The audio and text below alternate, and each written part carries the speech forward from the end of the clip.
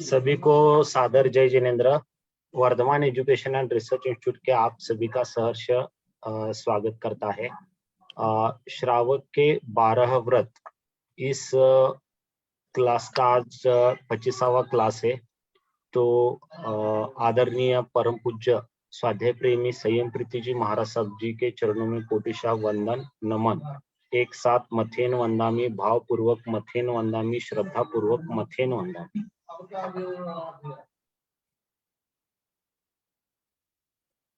बोलिए शांतिनाथ भगवान की जय, आचार्य भगवंत की जय।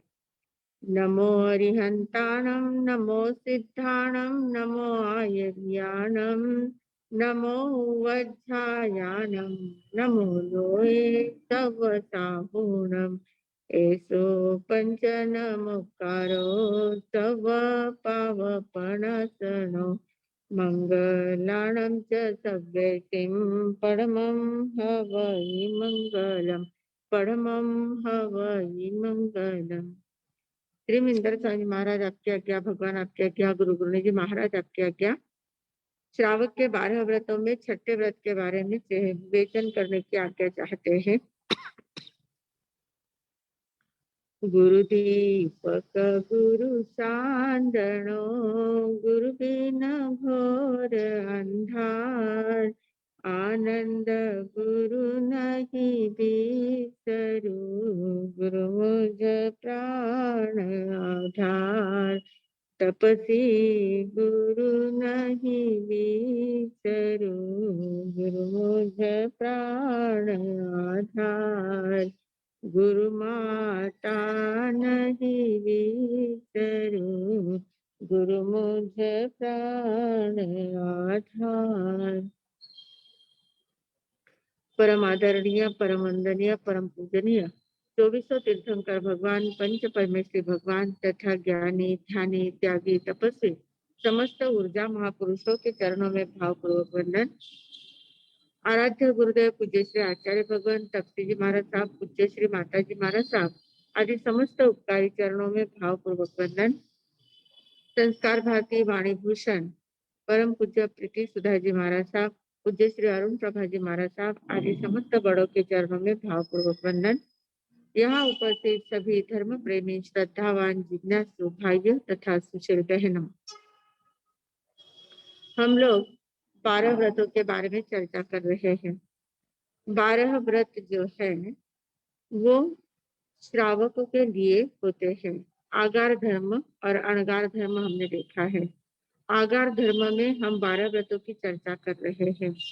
उसमें काफी बातों की छूट रखी जाती है और जो जो अनावश्यक चीजें हैं, जिन चीजों के कारण से हमारा जीवन बहुत ज्यादा अस्त व्यस्त हो जाता है, जिसके कारण से हमारे जीवन में कोई मर्यादा नहीं रहती है, अमर्यादित अव्यवस्थित ऐसा जो जीवन हो जाता है, उसको मर्यादित सुव्यवस्थित करने के लिए इन 12 व्रतों की व्यवस्था की गई है।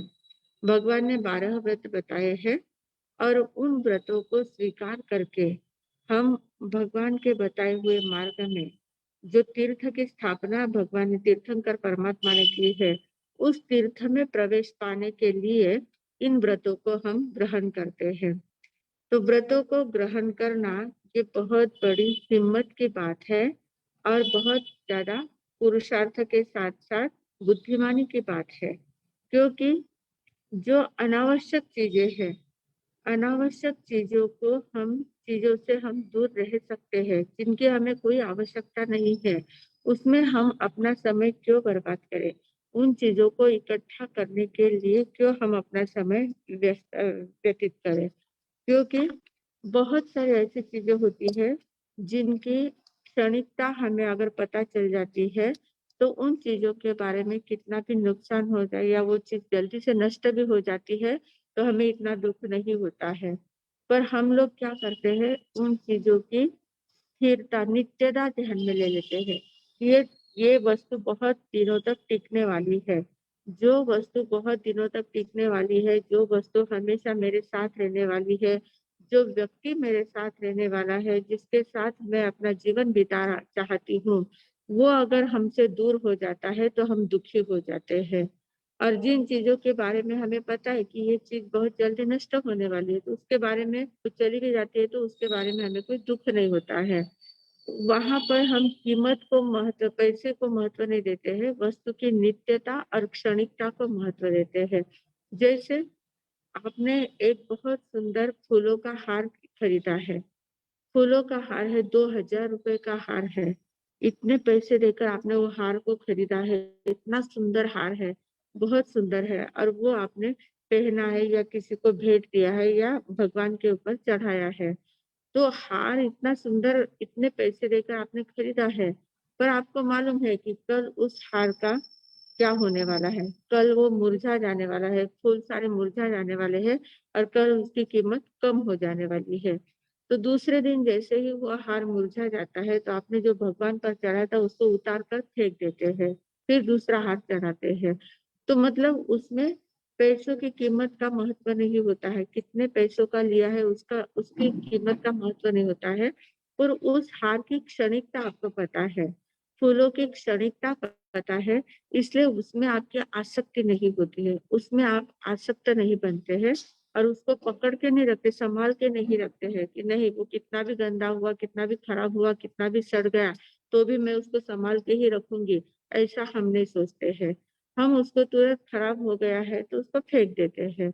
तो ये, और वही अगर 2000 का हार एक दिन में खराब हो जाता है तो उसको फेंक देते हैं, पर वही 200 रुपए का घड़ा आपने लाया है, तो पानी का घड़ा है, 200 रुपए देकर खरीद के लाया है, पर उस घड़े की कीमत, आपको घड़े की कीमत का नहीं महत्व होता है, आपको पता है कि वो घड़ा बहुत दिनों तक टिक सकता है, 2 साल 4 साल तक वो टिक सकता है, साल 2 साल तक वो टिक सकता है, ऐसा आपके दिमाग में उसकी नित्यता स्थापित हो जाती है। तो इतने दिन तक वो टिकने वाला घड़ा है, ऐसा आपके मन में बराबर बैठ जाता है। और योगा योग से दूसरे ही दिन आपके हाथ से या आपके बहू के हाथ से या किसी के हाथ से वो नीचे गिर जाता है और वो टूट जाता है। वो घड़ा जब टूट जाता है तो आपको कितना दुख होता है, उसमें आपको दुख होता है। हार 2000 का हार आपने अपने हाथ से फेंक दिया तो उसके लिए आपको दुख नहीं हुआ, पर 200 रुपए का घड़ा है और अगर वो टूट गया है तो आपको दुख होता है। मतलब ये दुख क्यों होता है हमें, ये आसक्ति हमारी क्यों बढ़ती, किसके प्रति आसक्ति बढ़ती है। हमारे दिमाग में जो बातें बैठ जाती है कि ये बहुत दिन तक हमारे साथ रहने वाला है, बहुत दिन तक टिकने वाला है, उसकी नित्यता जितनी ज्यादा हमारे दिमाग में बैठ जाती है, और वो अगर जल्दी चला जाता है तो हमें दुख होता है। और जिसकी क्षणिकता हमें पता है कि ये खराब होने ही वाला है, तो वो खराब हो भी गया तो हमें कोई उसका दुख नहीं होता है। मतलब हमारी मान्यता में हमारी आसक्ति छिपी हुई है। हम आसक्त किसके प्रति होते हैं, जिसको हम नित्य मान लेते हैं उसके प्रति आसक्त होते हैं, जिसको अनित्य मानते हैं उसके प्रति आसक्त नहीं होते हैं। तो ये बात हम व्यवहार में देखते हैं, पर हम वास्तविक जीवन में नहीं देख पाते हैं कि नित्य क्या है, अनित्य क्या है। ये शरीर है वो अनित्य है, और हमारी आत्मा है वो नित्य है, पर उसके बारे में हम नहीं सोचते हैं। आत्मा मेरी नित्य है, उसके बारे में हमें आसक्ति नहीं होती है, उसकी नित्यता का हमें पता ही नहीं चलता है। हम शरीर को ही नित्य मान के बैठते हैं, नहीं मेरा शरीर है, मेरा शरीर तो ऐसा स्वस्थ रहना चाहिए, मेरा शरीर अच्छा ही रहना चाहिए, मेरा शरीर खराब नहीं होना चाहिए, मेरा शरीर छूटना नहीं चाहिए। इस प्रकार उसको अनित्य को नित्य मानकर बैठते हैं, इसलिए हमें उसके वियोग से, उसके कुछ खराब होने से, उसको कुछ तकलीफ होने से दुख होता है। तो मतलब हमारी आसक्ति पर में है, हम स्व में नहीं देखते हैं, पर में जाते हैं, और ये पर की आसक्ति जो है वो हमें बहुत तकलीफ देती है, पर में ही उलझाने का काम करती है। तो इस प्रकार हमने पांचवा जो व्रत देखा था, पांचवे व्रत में परिग्रह परिमाण व्रत, जो पांचवा परिग्रह परिमाण व्रत था, तो उस पांचवे परिग्रह परिमाण व्रत में हमने नित्यता अनित्यता की बातों को देखकर कौन सी चीजों में हमें कितनी आसक्ति रखना है, पर वस्तुओं की मर्यादा कैसे करना है, संपत्ति की मर्यादा कैसे करना है, ये सारी बातें हमने उसमें देखी थी। धन धान्य है, हिरण्य सुवर्ण है, खेत वस्तु है, दीपक चौपट है, कुबेर धातु है, इन सभी बातों की मर्यादा हमने कही है। मतलब संपत्ति की, पर वस्तुओं की मर्यादा पांचवें व्रत में की है। अब जो छठा व्रत है, छठे व्रत में हमारी प्रवृत्ति के क्षेत्र की मर्यादा करना है। वह संपत्ति की मर्यादा की थी, यहाँ प्रवृत्ति का क्षेत्र जो हमारा है उस क्षेत्र की मर्यादा है। मतलब पांचवें व्रत में द्रव्य की मर्यादा की है और छठे व्रत में क्षेत्र की मर्यादा करनी है। ध्यान में आई बात? पांचवें व्रत में हमने द्रव्य की मर्यादा की। द्रव्य वस्तु कितनी रखनी है, संपत्ति कितना रखना है, खेत वस्तु जो भी पर वस्तु जो है, जो सारा द्रव्य कहलाता है, जो पुद्गल है, पर वस्तु जितनी भी है वो सारा द्रव्य कहलाता है। तो उस द्रव्य की मर्यादा हमने पांचवें व्रत में की है। पर अब जो छठा व्रत है, छठे व्रत में क्षेत्र की मर्यादा बताई गई है। क्षेत्र की मर्यादा करनी है। जहां जहां हम क्षेत्र में प्रवृत्ति के लिए क्षेत्र का उपयोग करते हैं, प्रवृत्ति करते हैं, जैसे पैसा कमाना है तो कहाँ कहाँ जाना पड़ता है, देश में जाना पड़ता है, विदेश में जाना पड़ता है, कहीं कहीं घूमना पड़ता है। पैसे कमाने के लिए लोगों को बहुत ज्यादा घूमना पड़ता है, शहरों में जाना पड़ता है, वहां से माल लाना है, यहाँ से वहां पहुंचाना है, वहां से बहुत बहुत दूर दूर के क्षेत्रों तक उनका संबंध आता जाता है। तो जो जितनी प्रवृत्ति हमारी ज्यादा बढ़ती है उतना क्षेत्र हमारा बड़ा बड़ा होता जाता है। तो प्रवृत्ति का जो क्षेत्र है उसको सीमित करने के लिए छठा व्रत है। जो प्रवृत्ति हमारी बाहर में है, बाहर में इतनी ज्यादा प्रवृत्ति हमारी बढ़ गई है कि हम अपने आप को भूल गए हैं। अपना क्षेत्र कौन सा है, मेरे रहने का क्षेत्र कौन सा है वो तो भूल जाते हैं, और मेरे घूमने का क्षेत्र कितना है उसी में हम उलझ जाते हैं। जहाँ रहना है उस क्षेत्र को हम भूल जाते हैं।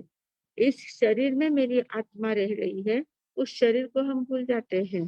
शरीर के निवास स्थान को हम भूल जाते हैं, और कहाँ कहाँ भटकना है, कहाँ कहाँ प्रवृत्ति करनी है, कहाँ से क्या क्या लाना है, कहाँ तक मेरी पहुंच बढ़ानी है, कहाँ तक मेरे हाथ पहुंचाने हैं। मतलब मेरा कनेक्शन कहाँ कहाँ तक पहुंचे, उसके बारे में हम सोचते हैं। हमने इतने अपने कनेक्शन कहाँ दूर दूर तक फैला के रखे हैं, मीडिया के माध्यम से, मोबाइल के माध्यम से, इंटरनेट के माध्यम से पूरी दुनिया को हमने अपने मुट्ठी में कर लिया है। इतना ज्यादा हमने अपना क्षेत्र बढ़ा लिया है, तो उस क्षेत्र की मर्यादा करने का समय आ गया है। अगर हमने बाहर के क्षेत्र की मर्यादा नहीं की तो अंतर का क्षेत्र हमारा छूट जाएगा, अंतर के क्षेत्र की मर्यादा हमारी छूट जाएगी। तो अंतर के क्षेत्र को सुरक्षित करने के लिए बाह्य क्षेत्र की मर्यादा करना बहुत जरूरी है। तो पहले ये बात तो ध्यान में आ गई कि पांचवें व्रत में हमने द्रव्य की मर्यादा की है, छठे व्रत में हमें क्षेत्र की मर्यादा करनी है। क्योंकि हमारी जो प्रवृत्ति है, प्रवृत्ति जो हमें बाहर बाहर भटकाती है, प्रवृत्ति का क्षेत्र हम बढ़ाते हैं, और बढ़ाते बढ़ाते हम इतनी भाग दौड़ करते जाते हैं। इतनी भाग दौड़ करने के बाद हमें उसका नतीजा क्या मिलता है? नतीजा ठन ठन गोपाल होता है। क्योंकि कितना भी भटकते रहे, कितना भी बाहर भाग दौड़ करते रहे, आखिर हमारे भाग्य में जितना होगा उतना ही हमें मिलता है, उससे ज्यादा हमें मिल नहीं पाता है। तो भाग्य से ज्यादा तो हमें मिलेगा नहीं, तो फिर भाग्य से ज्यादा मिलने वाला नहीं है, तो फिर हम इतना भटके क्यों? क्योंकि भाग्य में जो है वो तो हमें घर बैठे भी मिल सकता है। यहाँ थोड़ी सी प्रवृत्ति करी तो भी हमारे भाग्य में है, तो भाग्य का कहीं पर भी जाने वाला नहीं है, हमें बराबर मिल सकता है। उसको पाने के लिए इतनी भागदौड़ क्यों करना है?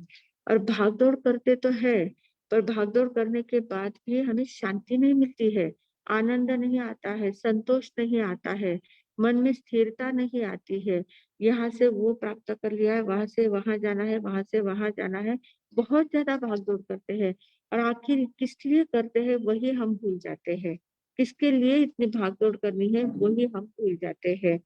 कहते हैं कि पश्चिम के एक देश में एक बादशाह रहते थे, पायरस नाम के बादशाह थे। और वो एकदम तैयार हो गए युद्ध के लिए। पूरी सेना तैयार कर ली और वो भी अपने घोड़े पर बैठ गए, अपने रथ पर या घोड़े पर बैठ गए और युद्ध के लिए वो निकल रहे थे, युद्ध के लिए प्रयाण कर रहे थे। उतने में एक तत्ववेत्ता उनके सामने आया। कोई बुद्धिमान व्यक्ति था और उनके ही राज्य में, उनके ही मंत्रिमंडल में था एक बहुत बुद्धिमान मंत्री था, तत्ववेत्ता जो था। तो वो सामने आया और उसने कहा कि महाराज, अपन हम लोग कहाँ जा रहे हैं? आपको कहाँ जाना है? कहाँ जा रहे हैं? किसके लिए जा रहे हैं? बोले मैं युद्ध के लिए जा रहा हूँ, आपको दिख नहीं रहा है? मैंने इतनी तैयारी करी है, पूरी सेना तैयार है और युद्ध के लिए मैं प्रयाण कर रहा हूँ। बोले आप कहाँ युद्ध करने जा रहे हैं? तो कहा कि मैं इटली में युद्ध करूंगा, इटली को जीतूंगा। इटली जो देश है वहां जीतू, उस देश को मैं जीतूंगा। तो उस तत्ववेत्ता ने कहा कि ठीक है, आप इटली को जीत लेंगे और इटली को जीतने के बाद आप क्या करोगे, कहाँ जाओगे? तो कहा कि इटली को जीत लेने के बाद मैं अफ्रीका को जीतूंगा, अफ्रीका पर युद्ध चढ़ाई करके जाऊंगा और अफ्रीका को जीतूंगा। तो उस तत्ववेत्ता ने कहा कि महाराज, आप अफ्रीका को जीत लेंगे, इटली को जीत लेंगे, फिर अफ्रीका पर युद्ध करेंगे, अफ्रीका को भी जीत लेंगे, फिर उसके बाद आप क्या करोगे? तो कहा कि कुछ नहीं, उसके बाद मैं आराम करूंगा। तो कहा कि आप इटली का युद्ध, इतना बड़ा युद्ध करोगे, इतने लोगों की हत्या वहां पर होगी, आपके भी इतने लोग मारे जाएंगे, उसके बाद आप उसको जीत लोगे, इटली को जीत लोगे, उसमें आपको संतोष नहीं मिलेगा, फिर आप अफ्रीका में युद्ध करने के लिए जाओगे, वहां भी युद्ध करके इतने लोगों को मारोगे, आपके भी इतने लोग मरेंगे, इतना ज्यादा घमासान युद्ध होगा और उस युद्ध में आप विजय भी प्राप्त कर लोगे और विजय प्राप्त करने के बाद आपको शांति आ जाएगी क्या? आपको आराम मिलेगा क्या? कहा कि हाँ, मैं उसके बाद आराम करूंगा। तो कहा कि उसके बाद आप आराम करोगे तो अभी क्यों नहीं करते हो आराम? अभी आपके पास कौन से साधन कम है? आराम के लिए आपको चाहिए क्या? आराम के लिए जो भी चाहिए आपको, महल तैयार है, सब साधन तैयार है, सभी धन संपत्ति, लोग, सेवा में लोग, सब सब कुछ तो आपके पास है। तो फिर आराम ही करना है, उसके बाद आराम करना है, तो उसके पहले अभी अभी आराम क्यों नहीं करते हो? अभी आपको युद्ध में जाने की क्या जरूरत है? इतनी मार्मिक बात उसने कही कि उसके ये दोनों युद्ध होने के बाद, वहां जीतने के बाद आप आराम करोगे, तो अभी आराम क्यों नहीं कर लेते हो? जीतने के लिए जाने की क्या जरूरत है? बिना काम का युद्ध करने की क्या जरूरत है? तो इस प्रकार हमें भी सोचना है कि हम भी जो इतना भाग दौड़ कर रहे हो, किस लिए कर रहे हैं? क्या आराम के लिए कर रहे हैं? संतोष पाने के लिए कर रहे हैं? शांति मिलाने के लिए कर रहे हैं? स्थिर होने के लिए कर रहे हैं? इतनी भागदौड़ क्यों कर रहे हैं? और वो भागदौड़ करने के बाद अगर हमें वो चीज मिलने वाली तो अभी क्यों नहीं मिल सकती? अभी हम क्यों नहीं उसमें स्थिर हो सकते हैं? क्योंकि संतोष जो है ना, संतोषी वृत्ति जो हमारी है, वो हमारे पास क्या है उसमें संतोष, उसके ऊपर डिपेंड नहीं करती है। कहते हैं contentment depends not upon what we have. हमारी संतोष वृत्ति इस बात पर निर्भर नहीं करती है कि हमारे पास क्या है, इस पर वो निर्भर नहीं करती है। क्योंकि a tub was large enough for Diogenes, but the bird was too little for Alexander. Diogenes और अलेक्जेंडर, ये दोनों, एक था तत्ववेत्ता, डायोजिनिस जो था वो तत्ववेत्ता था और अलेक्जेंडर यानी सिकंदर जो था वो योद्धा था। दोनों ग्रीस के ही रहने वाले थे, दोनों ग्रीस के रहने वाले थे। और वहां ग्रीस के एक विद्वान ने उनके बारे में कहा है कि जो डायोजिनिस था वो इतना समाधानी वृत्ति वाला था, इतना संतोषी वृत्ति वाला था, उसके पास बहुत कम साधन थे, इतना बड़ा तत्ववेत्ता था, बहुत बड़ी बड़ी तत्व की बातें वो बताता था, इतना ज्यादा वैचारिक उसका विकास हुआ था, ज्ञान उसका खुला हुआ था, पर उसके साथ उसके पास बाहर के साधन कुछ भी नहीं था। एक छोटा सा टब था और उस टब में ही उसका खाना पीना सब कुछ वो करता था। तो वो ही उसको बहुत ज्यादा लगता था, एक टब ही उसके लिए, a tub was large enough for Diogenes, एक टब ही उसके लिए बहुत ज्यादा था, बहुत बड़ी संपत्ति थी उसके लिए। उसके अलावा उसे किसी चीज की आवश्यकता नहीं थी। पर जो but the world was too little. पूरा वर्ल्ड जीतने के बाद, पूरा जग जीतने के बाद भी अलेक्जेंडर को लगता था कि कितनी छोटी सी दुनिया है, मैंने इतना सारा जीता है पर वो बहुत छोटा है। वो the world was too little for Alexander. Alexander के लिए वो पूरा वर्ल्ड भी छोटा सा लगता था। मतलब संतोषी वृत्ति जो है वो एक संतोषी व्यक्ति जो होता है वो एक टब में भी संतोष मान लेता है, और जो असंतोषी वृत्ति वाला व्यक्ति होता है वो पूरी दुनिया भी जीत लेता है तो भी वो असंतोषी रहता है, उसको उसमें भी संतोष नहीं मिल पाता है। तो ये बहुत मतलब मार्मिक बात कही गई है कि संतोष अगर हमें पाना है, स्थिरता हमें पाना है, शांति हमें पाना है, तो उसके लिए भाग दौड़ करने की जरूरत नहीं है। हमारी प्रवृत्ति का क्षेत्र बढ़ाने की जरूरत नहीं है। प्रवृत्ति के क्षेत्र को हमें घटाना आना चाहिए। जितना मर्यादित क्षेत्र हम अपनी प्रवृत्ति का करते जाएंगे उतनी शांति हमारे जीवन में आती जाएगी, और उतनी हमारी अपने अपने साथ हमारा परिचय होता जाएगा। तो इस प्रकार ये सारी दिशाओं की मर्यादा करने के लिए ये छठा व्रत हमारे सामने आया हुआ है। हमारा जो प्रवृत्ति का क्षेत्र है उस क्षेत्र को घटाना है, मर्यादित करना है, उसके लिए ये छठा व्रत हमने देखा है। और छठे व्रत के बारे में, दिशा के बारे में हमने दो प्रकार से चिंतन किया है। एक तो क्षेत्र का बढ़ाना, क्षेत्र चारों 14 दिशाओं में चार दिशाएं हैं, चार उप दिशाएं हैं, एक ऊर्ध्व दिशा है, एक अधो दिशा है, ये 10 दिशाएं हैं। इन 10 दिशाओं का क्षेत्र मर्यादित करना, ये एक हमने एक दृष्टि से ये देखा है छठे दिशा व्रत के बारे में। और दूसरा छठी दिशा व्रत हमारे जिंदगी का दिशा व्रत है। जिंदगी में जो हमारा दिशा व्रत है, जिंदगी के दिशा के क्षेत्र के अलग अलग है। जिंदगी की दिशा में, पूर्व की दिशा में हमने माँ बाप को देखा था, पश्चिम की दिशा में पति पत्नी को देखा था, उत्तर की दिशा में साधु साध्वियों को देखा था, साधु साध्वी श्रमण ब्राह्मण आदि देखे थे। दक्षिण दिशा में सगे संबंधी, अड़ोसी पड़ोसी आदि लोगों को, परिवारजन, इन लोगों को देखा था। फिर ऊर्ध्व दिशा में हमने देखा था सदगुरु को, और अधो दिशा में देखा था जो हमारे हेल्पर्स है, कामगार लोग हैं, जो हाथ पर काम करने वाले लोग होते हैं, उन लोगों को हमने छठी अधो दिशा में देखा था। तो ये जो 6 दिशाओं के लोगों को हमने देखा था, इन 6 दिशाओं की भी मर्यादा करना हमारा कर्तव्य होता है। इन लोगों के साथ हमारा व्यवहार कैसा होना चाहिए, इन लोगों के साथ हमें कैसे पेश आना है, उनके साथ हम कैसा विश्वासघात न करें, उनके साथ कैसे हम प्यार से, प्रेम से, माधुर्य भरा वातावरण हमारा रहेगा, इस प्रकार का चिंतन भी हमें करना है। इनके साथ अतिक्रमण कहाँ कहाँ होता है और उसका उसका अतिचार कहाँ कहाँ लगता है, ये सारी बातों को हमने देखा है। तो आज हम देख रहे हैं कि ये जो 10 दिशाएं हैं, प्रवृत्ति का क्षेत्र बढ़ाने वाली जो 10 दिशाएं हैं, उन दिशाओं की मर्यादा अपने अपने डायरियों में नोट किया ही होगा शायद सभी ने। सबको हमने कहा था कि अपने अपने डायरी में पूर्व दिशा में कितने किलोमीटर तक जाना है, उत्तर में कितना जाना है, पश्चिम में कितना जाना है, दक्षिण में कितना जाना है, ऊपर कितना जाना है, नीचे कितना जाना है, ये सारे किलोमीटर के हिसाब से हम लिख सकते हैं, या देश के हिसाब से रख सकते हैं, पूरे भारतवर्ष का खुला रख सकते हैं। भारतवर्ष के बाहर भी हमें कहाँ कहाँ जाना संभव है, वहां वहां की हम मर्यादा कर सकते हैं। उतना उतना क्षेत्र खुला रखकर बाकी की मर्यादा हम कर सकते हैं। तो इस प्रकार हम 10 दिशाओं की मर्यादा करते हैं। तो इन मर्यादाओं में हमें कुछ अतिचार भी लगते हैं। ये व्रत ग्रहण करने के बाद, दिशाओं की मर्यादा ग्रहण करने के बाद हमें कुछ अतिचार भी उसमें लग सकते हैं। तो अतिचारों के लिए 5 प्रकार के अतिचार बताए गए हैं। छठे व्रत के 5 अतिचार बताए गए हैं।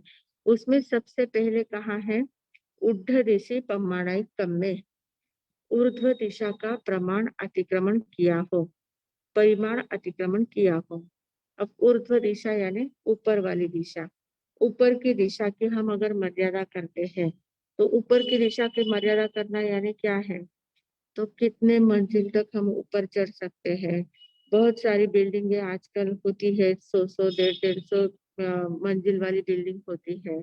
तो उस बिल्डिंग तक हम ऊपर चढ़ेंगे, तो वहां तक पहुंचना है तो मतलब इतनी ऊर्ध्व दिशा का हमारा चलना हो जाएगा, ऊर्ध्व दिशा में जाना हो जाएगा।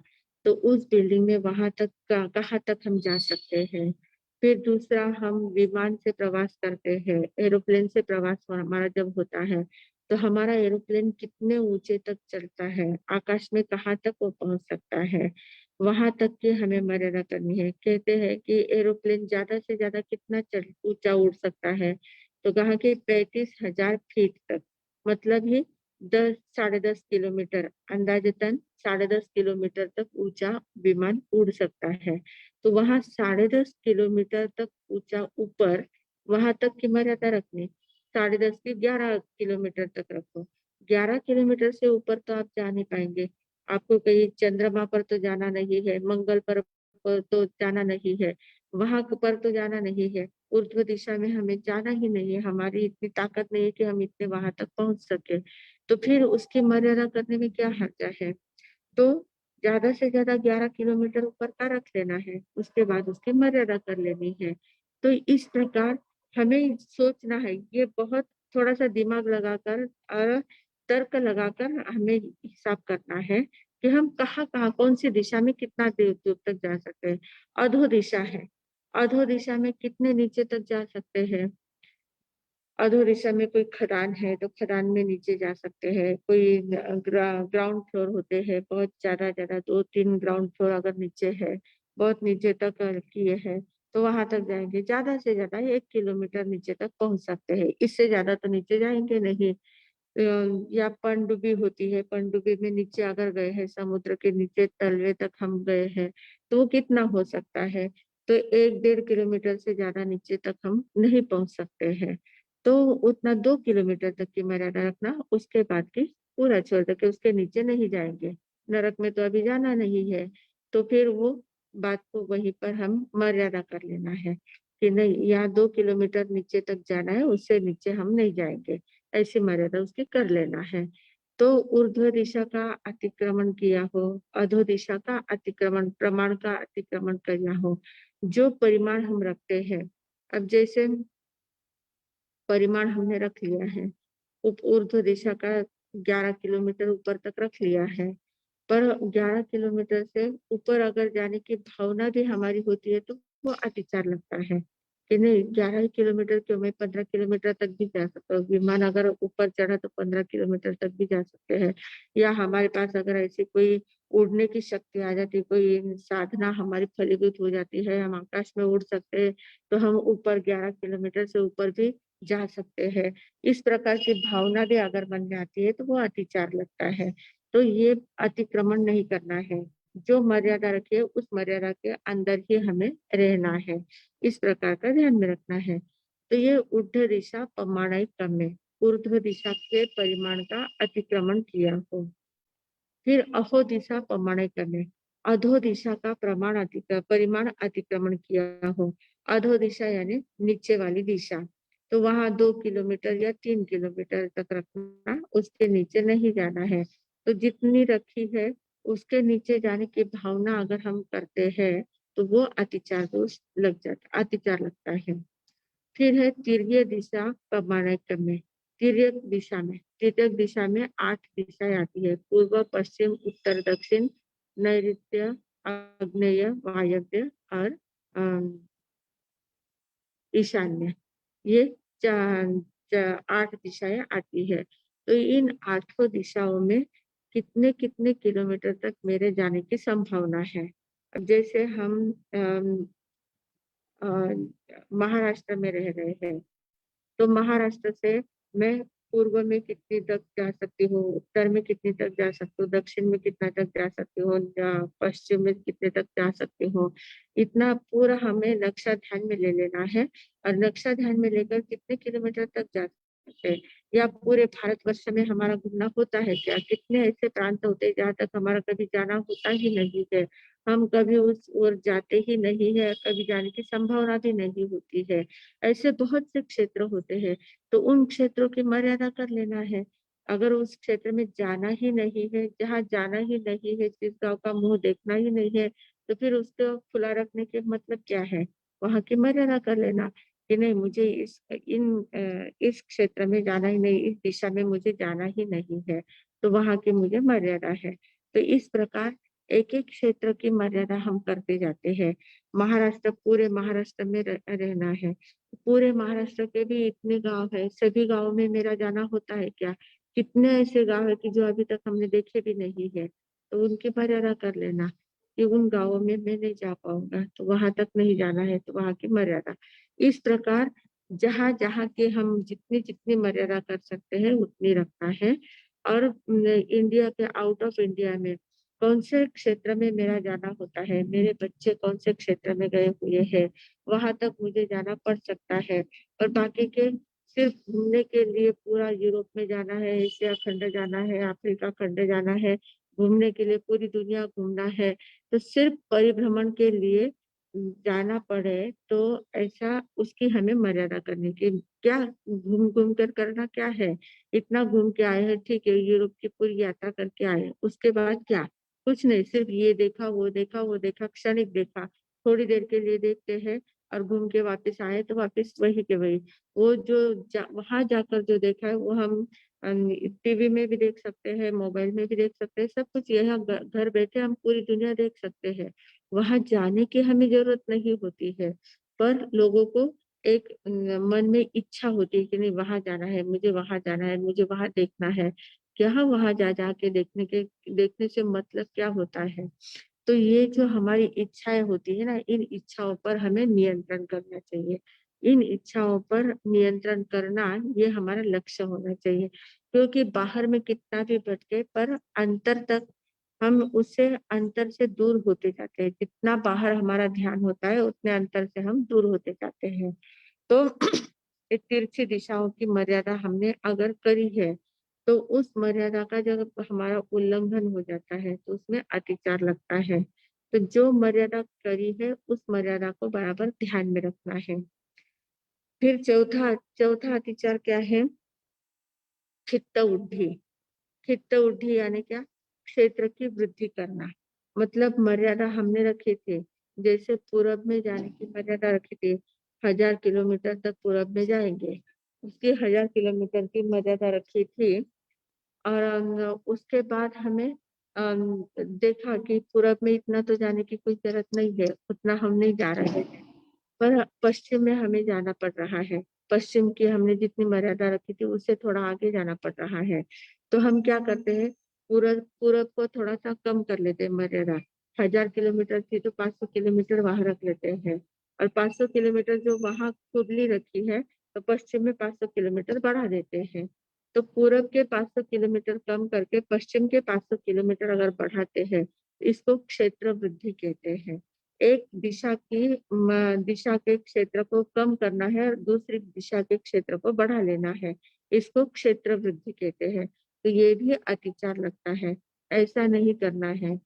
ऐसा करने से भी हमें इसमें दोष लगता है, क्योंकि जितनी मर्यादा मर्यादा कम करना ठीक है। जितने मर्यादा रखी थी, 1000 रखी थी, वहाँ 500 किया, वो बात अच्छी है, वो चल सकता है। पर यहाँ 1000 रखा था, वहाँ 1500 करना, ये हमारा अतिचार हो जाता है। तो जितनी मर्यादा रखी है, उससे ज़्यादा बढ़ाना ये अतिचार लगता है। कम करना तो ठीक है, कम करना अच्छा है, पर ज़्यादा बढ़ाना अतिचार लगता है। तो अगर ऐसा कोई मर्यादा हम बढ़ाते हैं, तो उसको कहते हैं चित्तवृद्धि। और 5वां है सही अंतरद्धा। सही अंतरद्धा यानी स्मृति। स्मृति अंतरद्धा यानी स्मृति अगर लोप हो गई है, स्मृति ध्यान में नहीं रहा है। हमने मर्यादा रखी थी, जैसे पूरब की मर्यादा हमने 1000 किलोमीटर की रखी है, पर हम 500-600 किलोमीटर गए और हम भूल गए कि हमने कितने किलोमीटर रखी थी, 500 किलोमीटर रखी थी या 1000 किलोमीटर रखी थी, ये भूल गए हम। और भूलने के बाद हम फिर भी हम आगे बढ़ रहे हैं 500 किलोमीटर तक मर्यादा रखी थी क्या, या उससे ज्यादा रखी थी, ऐसा हमारे मन में शंका उत्पन्न हुई। और शंका उत्पन्न होने के बाद भी हम आगे बढ़ते गए। तो भले ही आपके मर्यादित क्षेत्र में ही आप जा रहे हैं, 1000 किलोमीटर रखी थी, पर 500 के वहां आपको शंका उत्पन्न हुई, फिर भी 500 के आगे अगर आप बढ़ रहे हैं, शंका होने के बाद अगर आप आगे बढ़ रहे हैं, तो वहां भी अतिचार लगता है। तो या तो शंका नहीं करना, पूरे याद रखना है कि कौन सी दिशा में कितने किलोमीटर तक मैंने रखा हुआ है, नोट करके रखना है, नोट अपने पास रखना है। तो ये या तो बराबर पूरा याद रखना है। और यह अगर भूल गए हैं, कितने किलोमीटर रखा है वो भूल गए हैं, संदेह वहां उत्पन्न हो गया है, शंका मन में आ गई है, तो शंका उत्पन्न होने के बाद तुरंत वापस घूम जाना है, या वहीं पर शंका का पूरा समाधान होने के बाद ही आगे बढ़ना है। शंका का समाधान जब तक नहीं होता है तब तक आगे नहीं बढ़ना चाहिए। अगर शंका मन में उत्पन्न हुई और फिर भी आगे बढ़ते गए, तो फिर उसमें दोष लगता है, अतिचार लगता है। तो इस प्रकार ये क्षेत्र की मर्यादाओं की, अतिचारों की बात हमने देखी है। अब हम इस छठे व्रत को ग्रहण करने की विधि देखेंगे। सभी को छठा व्रत ग्रहण करना है ना? सभी तैयार है छठे व्रत को ग्रहण करने के लिए? तो फिर इसकी मर्यादा आपने अपने अपने डायरियों में नोट कर लिया होगा कि कौन सी दिशा में हमें कितना कितना क्षेत्र करना है, कितने क्षेत्र तक जाना है, कितना क्षेत्र खाली रखना, खुला रखना है। तो वैसा आपने चिंतन करके बराबर नोट डाउन कर लिया होगा। अगर नहीं किया होगा तो उतना करने का प्रयास करना है, पूरा नोट डाउन कर लेना है। अब हम विधि करने के लिए तैयार हो रहे हैं। सभी लोग हाथ जोड़कर संकल्प करेंगे। श्री मिंदर स्वामी जी महाराज आपकी आज्ञा, भगवान आपकी आज्ञा, गुरु गुरु जी महाराज साहब आपकी आज्ञा, जो भी हमारे परम इष्ट है उन सभी की आज्ञा लेकर हम क्षेत्र की मर्यादा करने के लिए छठे दिशा व्रत में प्रवेश करने की आज्ञा चाहते हैं। अब सभी को ध्यान देकर सुनना है और संकल्प करेंगे हम। पहले, मैं चिंतनशील मानव हूँ। मैं चिंतनशील मानव हूँ। चिंतन करने की शक्ति मेरे पास है। मेरा हित अहित किसमें है यह मैं अच्छी तरह से जानती हूँ। मेरा फायदा किसमें है और नुकसान किसमें है, लाभ हानि किसमें है, ये मैं अच्छी तरह से जानती हूँ। और भगवान के बताए हुए मार्ग में तथ्य है, सत्य है। भगवान का मार्ग कैसा है? सत्य है। और यही मार्ग उपयुक्त भी है, मेरे योग्य मार्ग है। भगवान के मार्ग में तथ्य है, भगवान का मार्ग सत्य है, और भगवान का मार्ग उपयुक्त भी है। तो ये सारी बातों को देखकर मैं इस मार्ग पर श्रद्धा करता हूँ। श्रद्धामि, पत्यामि, रोएमि, हासेमि, पालेमि, अनुपालेमि। मैं भगवान के मार्ग पर श्रद्धा करती हूँ, प्रतीति करती हूँ, रुचि रखती हूँ, उसका पालन करना चाहती हूँ। भगवान के बताए हुए मार्ग का पालन करना चाहती हूँ, उसका अनुपालन, बार बार उसी मार्ग पर चलने का प्रयास करना चाहती हूँ। तो इन सभी बातों को करते हुए मैं इनके बताए हुए मार्ग में, इन व्रत में प्रवेश करने के लिए आज्ञा चाह रही हूँ। मैंने पहले 5 व्रतों को ग्रहण कर लिए हैं। प्राणातिपात, वृषावात, अदत्तादान, मैथुन और परिग्रह। इन 5 व्रतों को मैंने व्यवस्थित रूप से सोच समझकर नोट डाउन करके स्वीकार किए हैं। 5 व्रतों को स्वीकार कर लिया है, और उन 5 व्रतों को स्वीकार करके आंतरिक शांति और आंतरिक समृद्धि का अनुभव किया है। समृद्धि का भी अनुभव किया है, क्योंकि हमारी डिमांड जितनी कम होती जाती है, हम अंतर से उतने ज्यादा समृद्ध होते जाते हैं। बाहर में ऊर्जा हमारी जितनी कम होती जाती है, उतनी हमारी आंतरिक समृद्धि बढ़ती जाती है, आंतरिक ऐश्वर्य बढ़ता जाता है। इसलिए इन 5 व्रतों को ग्रहण करके आंतरिक शांति एवं समृद्धि का अनुभव किया है। अब व्यर्थ की भागदौड़ से बचने के लिए छठे व्रत में प्रवेश करना चाहती हूँ। व्यर्थ की भागदौड़ से बचने के लिए छठे दिशा व्रत में प्रवेश करना चाहती हूँ। अब हम संकल्प करेंगे। सबसे पहले पहला संकल्प है, मैं माता पिता साधु साध्वी एवं सद्गुरु, मैं माता पिता साधु साध्वी एवं सद्गुरु आदि सभी के साथ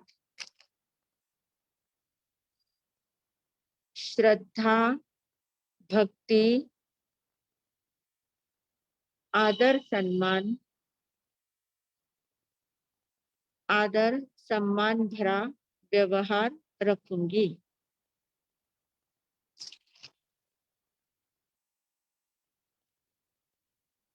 फिर से बोल रही हूँ, मैं माता पिता साधु साध्वी एवं सद्गुरु आदि सभी के साथ श्रद्धा भक्ति आदर सम्मान भरा व्यवहार रखूंगी।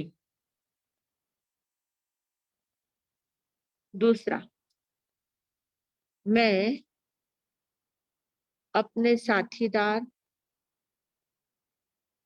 सगे संबंधी परिवारजन के साथ प्रेम माधुर्य एवं विश्वासपूर्ण व्यवहार निभाऊंगी। मैं अपने साथीदार सगे संबंधी परिवारजन के साथ प्रेम माधुर्य एवं विश्वासपूर्ण व्यवहार निभाऊंगी। तीसरा, मैं अपने हेल्पर्स सहयोगी कामगार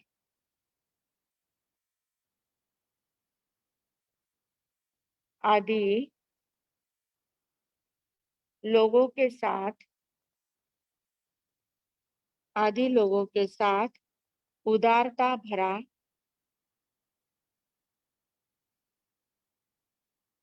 प्यार भरा व्यवहार करूंगी।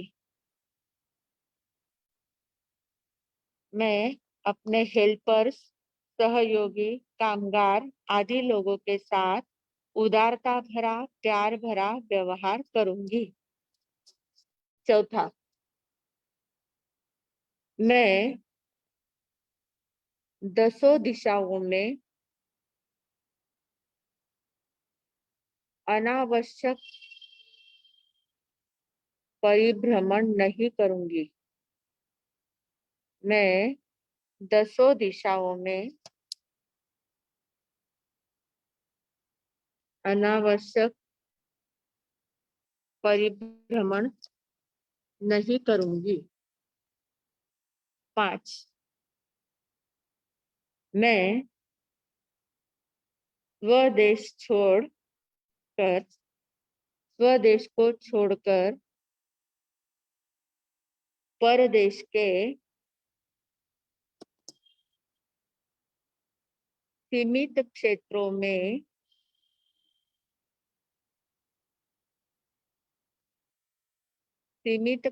में जाना पड़े तो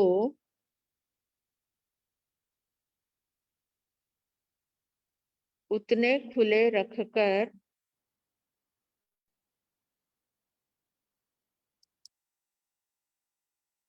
बाकी पूरे विश्व की मर्यादा करती हूँ।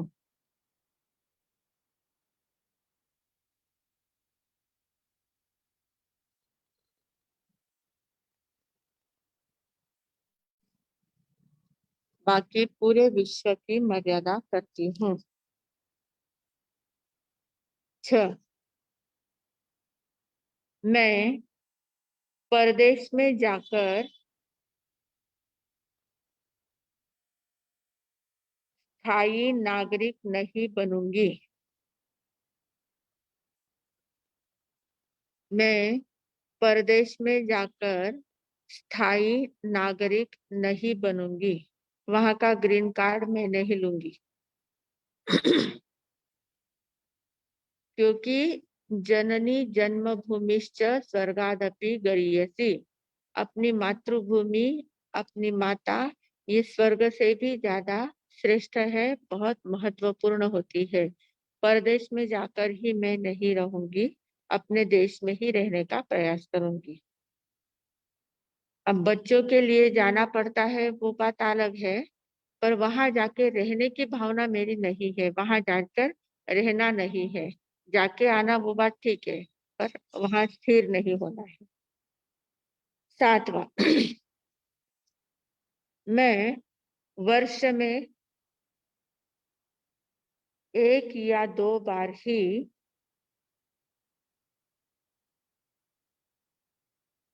समुद्र यात्रा या विमान यात्रा करूंगी। मैं वर्ष में 1 या 2 बार ही समुद्र यात्रा या विमान यात्रा करूंगी।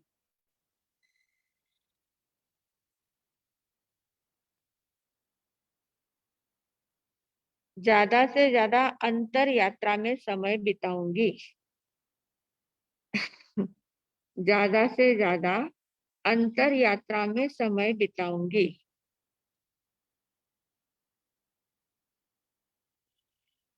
ये 7 संकल्प हमें करने हैं। सभी लोग हाथ जोड़ लें। श्री मिंदर स्वामी जी महाराज, सभी को मान्य है ना, स्वीकार है सभी को? हाँ जी। ओम शांति शांति शांति।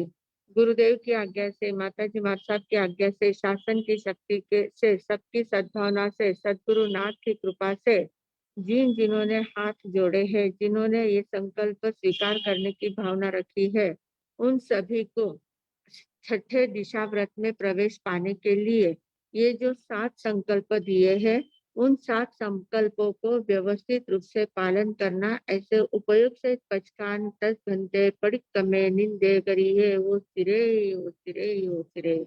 प्रतिज्ञा लेने वालों को धन्यवाद। बहुत सुंदर, सभी ने स्वीकार किए हैं। अपने अपने मैसेज डाल देना कि हमने स्वीकार किया है करके। तो इस प्रकार ये छठा दिशा व्रत हमने करने का प्रयास किया है। छठे दिशा व्रत के कारण से हमारा बाहर भटकना कम हो जाता है, बाहर की भागदौड़ कम हो जाती है और हम अंतर में स्थिर होने का प्रयास करते हैं।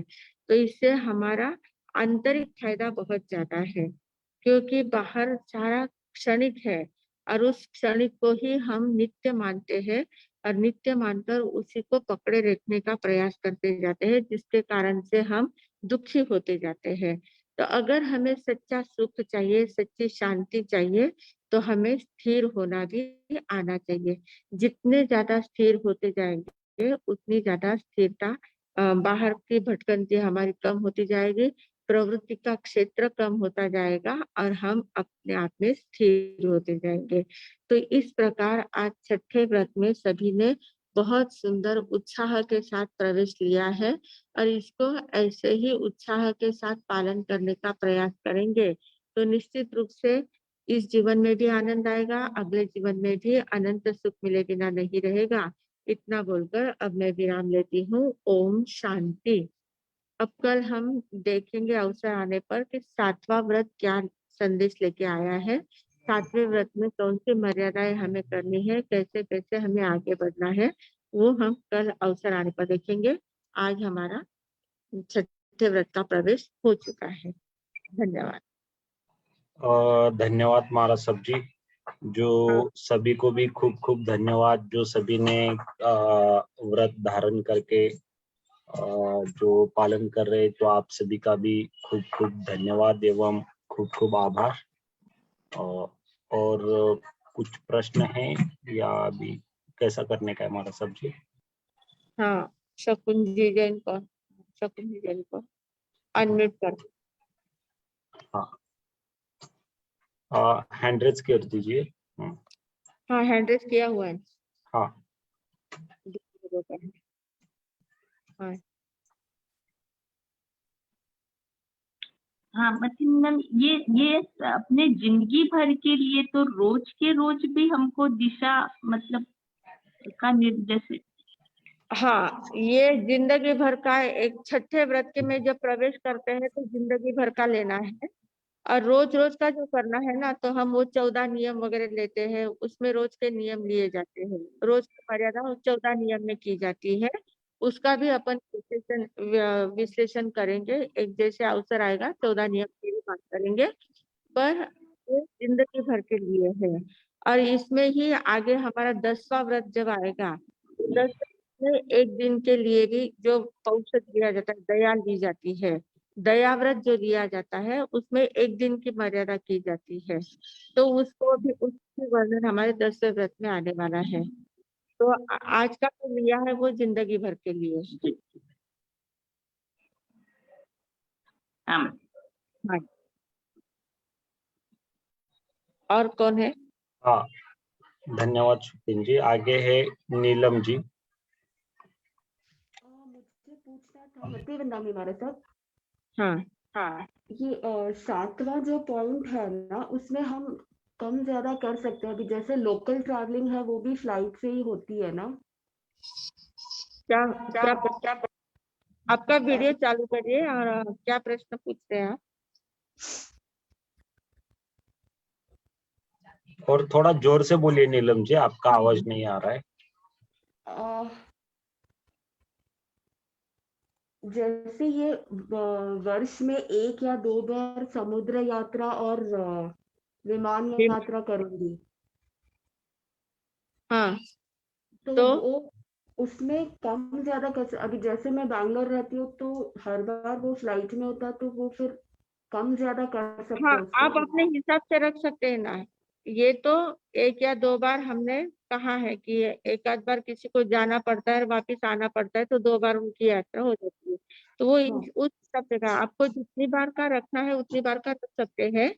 पर वो उसका अतिक्रमण नहीं होना चाहिए। जितना रखा हाँ, है ठीक है। अभी मर्यादा करते समय जितना चाहिए उतना रख सकते हैं, तो मैं पर नंबर चेंज बार कर करने सकती के हूँ? बाद उसका उल्लंघन नहीं करना है। ठीक ठीक, मते बना।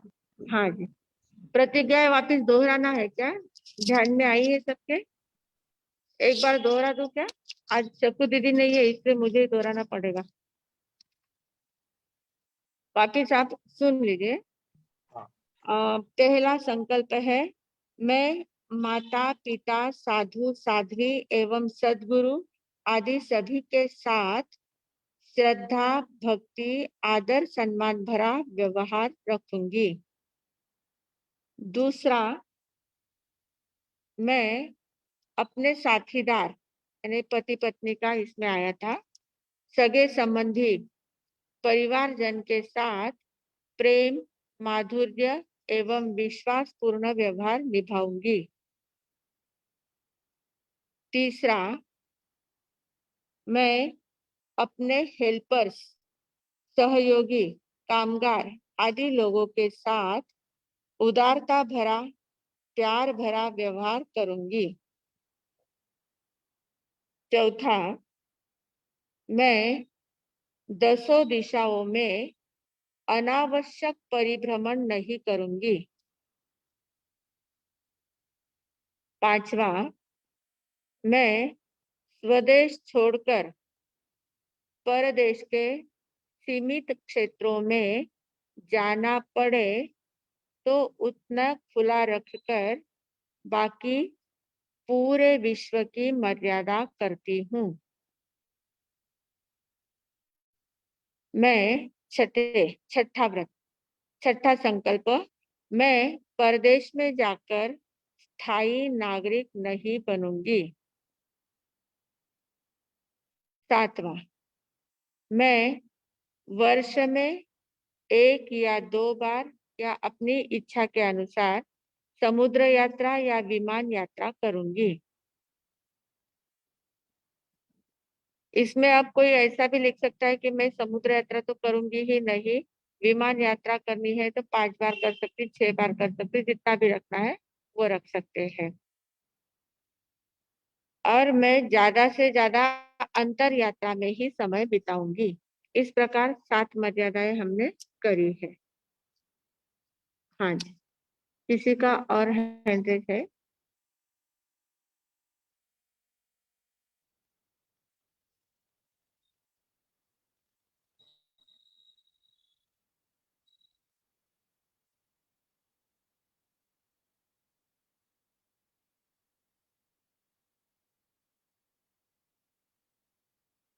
हाँ, हैंड रेज में है विमला जी पाटना। हम्म।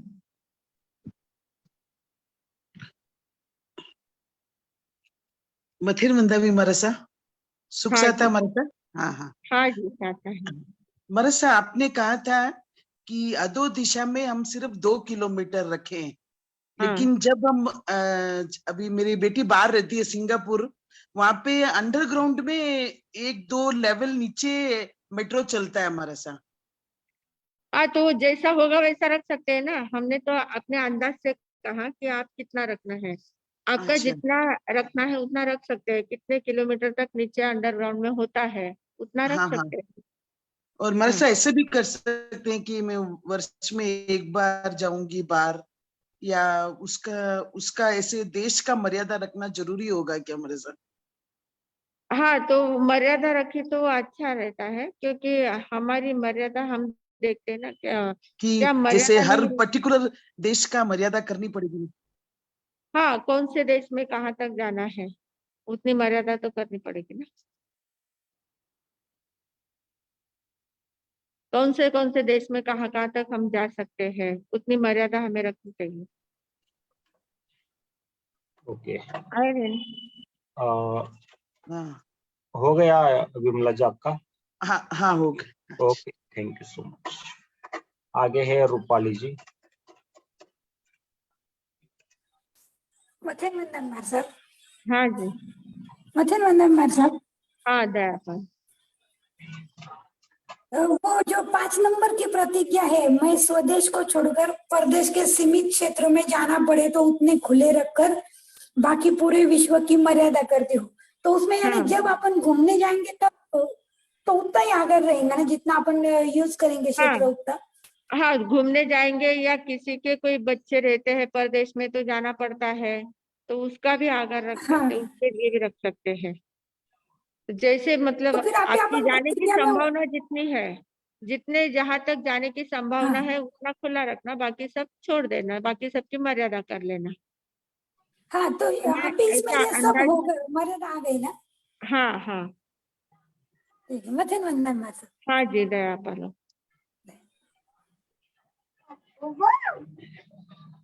आगे है मंजूषा जी। तातिया।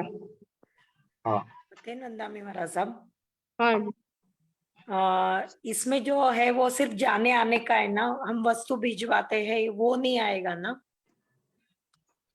हाँ, संपर्क हमारा कहाँ तक होता है। सभी प्रकार का मीडिया भी बोला था ना हमने कि मीडिया से भी हमारे संपर्क होता है, मोबाइल से संपर्क होता है, इंटरनेट से संपर्क होता है, वस्तु का लेन देन में संपर्क होता है। तो जितना मर्यादित क्षेत्र है वही तक हम संपर्क कर सकते हैं। तो वस्तु के लिए भी हमें उतनी मर्यादा रखनी पड़ेगी। अच्छा अच्छा, हम्म, ओके। मतलब कहाँ तक हमारी वस्तु का लेन देन भी कहाँ तक चलता है, किसके साथ कहाँ कहाँ तक संपर्क आता है, वैसा पूरा ध्यान में रखकर मर्यादा रखती है। लेकिन अभी हमने ये संकल्प ले लिया तो अभी चेंज किया तो चलेगा? हाँ, मतलब आपने कितना रखा है वो देखना पड़ेगा ना पहले। हाँ हाँ, ठीक। वो देखकर उस हिसाब से अभी कर सकते हैं, पर हाँ बार बार हाँ, चेंज नहीं होना होगा। नहीं नहीं नहीं, अभी अभी हाँ अभी कर हाँ सकते हैं। हाँ ओके, क्योंकि वो ध्यान में नहीं आया था ना। हाँ, बराबर। हाँ ठीक है, मथेन वंदना में। हाँ जी दया। आगे है प्रेरणा जी।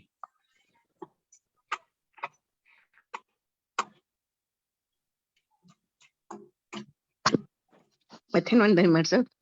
हाँ जी, जैसे अपन यहाँ से लॉन्ग टूर पे जाते हैं, मैं यहाँ से बेंगलोर जाएंगे ट्रेन में, तो रास्ते में जब जो गांव आते हैं तो उसकी स्पर्शना तो होती है, मतलब वहां से कुछ खरीदते हैं कभी कभी, जैसे ट्रेन में गए तो फिर वो गांव की छूट ऐसे बोलना पड़ता है कि अब बेंगलोर तक जाओगे तो बेंगलोर तक का तो खुला है ना आपका रास्ता, पूरा उतने अच्छा। किलो खुले रखेंगे ना, तो फिर उस रास्ते में जो भी आएगा वो सारा खुला ही रहेगा ना आपका। खुला ही रहेगा है, क्योंकि वो हाँ। गांव में तो हम जाते नहीं, इतने सारे बहुत लंबा हाँ, सफर है।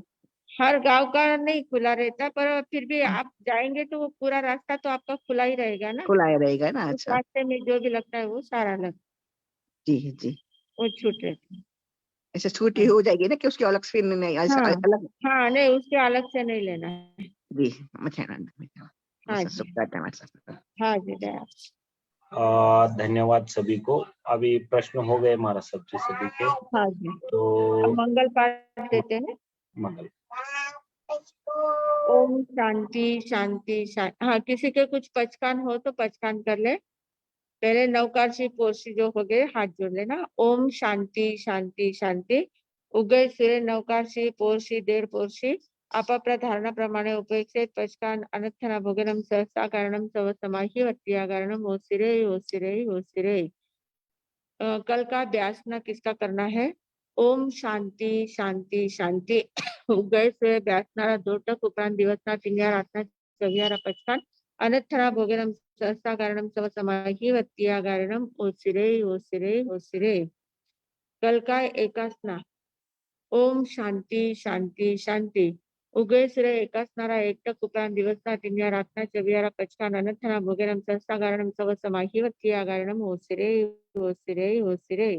कल का आयंबिल है किसी का? ओम शांति शांति शांति। उगय सूर्य आयंबिलम पचखामी दिवसना 3 रातना 24 5 विघ्न पचकान अनर्थना भोगनम सहसा कारणम सव समाही वत्या कारणम ओसिरे ओसिरे ओसिरे। एकासना आयंबिल व्यासना करने वालों को धन्यवाद। कल का उपवास ओम शांति शांति शांति। उगय गुरुदेव की आज्ञा से, माताजी मार साहब की आज्ञा से, शासन की शक्ति से, सबकी सद्भावना से, सद्गुरुनाथ की कृपा से उगय सूर्य उपवासम पचखे दिवसना 3 रातना 24 पचकान असनम पानम खायमम सायमम अनर्थना भोगनम सहसा कारणम सव समाही वत्या कारणम ओसिरे ओसिरे ओसिरे। आयंबिल उपवास करने वालों को धन्यवाद। तपश्चर्या करने वालों को धन्यवाद। शांति शांति शांति। गुरुदेव की आज्ञा से चत्तारी मंगलम अर्यंता मंगलम सिद्धा मंगलम साहु मंगलम केवली पंडितो धम्मो मंगलम। चत्तारी लघुत्तमा अर्यंता लघुत्तमा सिद्धा लघुत्तमा लघुत्तमा केवली पंडितो धम्मो लघुत्तमो।